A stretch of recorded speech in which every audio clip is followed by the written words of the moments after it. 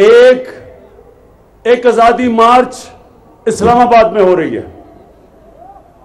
अब देखना यह है कि वो किससे आजादी लेने आ रहे हैं इस्लामाबाद।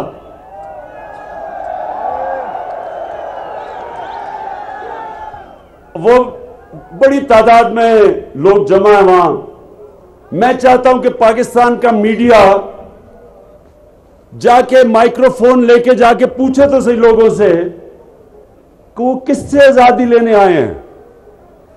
और मैं आपको बताता हूं क्या होगा वहां। जानते हैं वहां क्या होगा?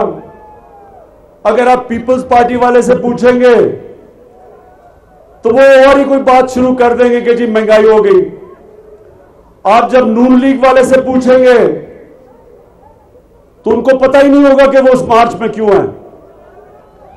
और अगर जेयूआई वाले लोगों से पूछेंगे तो वो कहेंगे कि जनाब यहूदियों कब्जा करने लगे हैं इस्लामाबाद का। मैं उन सबको यह कहना चाहता हूं कि फजल रहमान के होते हुए यहूदियों को साजिश करने की जरूरत क्या है? जितने खुश पाकिस्तान के दुश्मन हो रहे हैं फजल रहमान की मार्च से, सिर्फ आप हिंदुस्तान का मीडिया देख लें।